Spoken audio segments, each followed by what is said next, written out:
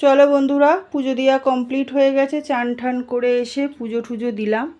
এই যেহেতু আজকে বৃহস্পতিবার, ওর জন্য গুছিয়ে গাছিয়ে পুজো দিতে দিতে একটু লেট হয়ে যায়। এই যে পুজো দেওয়া কমপ্লিট। এই যে বড় মা, সবাই দর্শন করো বড় মায়ের। অনেক দেরি হয়ে যায় এই পুজো দিতে দিতে বৃহস্পতিবারটা। বাসন দুদিন আগে মেজেছি বলে আর মাজিনি গো, ভালো লাগে না। কত আর করবো একার হাতে, বলো না, ভালো লাগে না আর।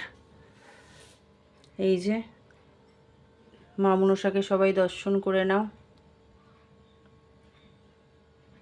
দেখি কাল পরশু টাইম পেলে বাসন মাজবো। দেখিয়ে দিতে পারলাম কাঁসা পিতলের বাসন না, প্রচণ্ড পরিমাণের কষ্ট, খাটনির কাজ এগুলো। একটা দুটো চারটে হয় ঠিক আছে, এতগুলো মাজতে ফেলতে না অনেক কষ্ট হয়। দেখিয়ে দিলাম। চলো এবার রান্নাটা কমপ্লিট করেছি সেটা দেখিয়ে দিই। এই যে থালা রয়েছে, ভাত খাবো। এখানে লেবু রয়েছে, এখানে পুঁই শাকের ঘ্যাট, মাছের মাথা ফাতা কিচ্ছু নেই, শুধু সাদা মাটা, ওই টমেটো 5 ফোড়ন দিয়ে করেছি, লঙ্কা দিয়ে। আলুগুলো একটু বেশিই দিয়েছি।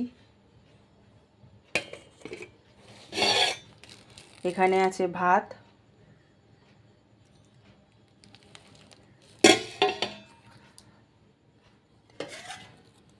আর এইখানে আছে এই যে একদম মাখা মাখা করে, এই যে একদম জমে গেছে, দেখেছেন? ঝোল নেই, পুরো মাখা মাখা। এই দেখুন, দেখতে পাচ্ছেন?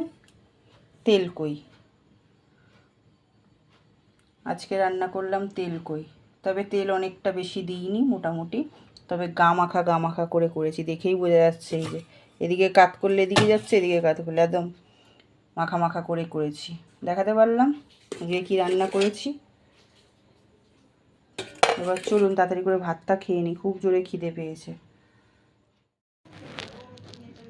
হ্যালো বন্ধুরা, কি করছেন?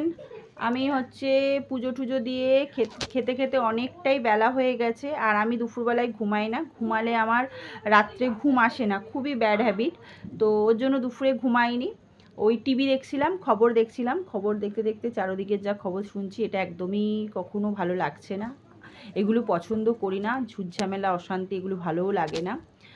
এ জিতলো ও জিতলো কেউ খাওয়ানোর নেই, নিজেদেরকে কর্ম করে খেতে হবে। বোকা মানুষরা কখনোই ঝগড়া করে না, চালাক মানুষরা কখনোই ঝগড়া করে না, বোকারাই ঝগড়া করে মার খায়।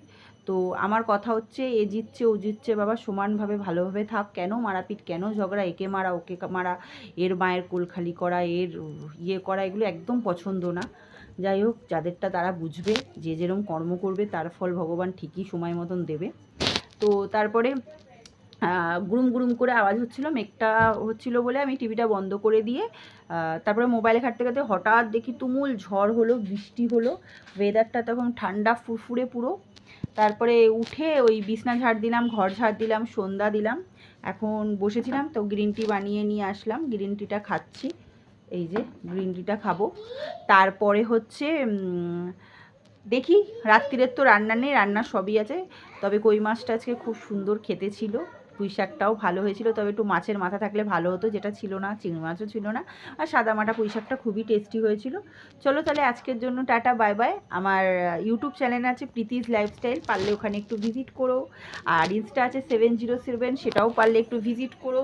আমার ভিডিওগুলো কেমন লাগে এটা কমেন্টের মাধ্যমে জানিও। তোমরা দুপুরবেলায় কী রান্না করেছো সেটাও জানিও। তাহলে টাটা, সবাইকে ভালো থেকো, দেখা হচ্ছে নেক্সট ব্লগে। সবাই শান্তভাবে ভালোভাবে থেকো, অশান্তি ঝামেলা করো না। যেটা শান্ত থাকে সেই শান্ত জায়গাটা শান্ত রাখো। কেন অশান্তি ঝামেলা করে কি লাভ? সবাইকে খেতে হবে, এইভাবে করে লাভ নেই। সবাই সবার জায়গায় ঠিক থাকবে। বলদাগুলো কেন এগুলো করছো তোমরা?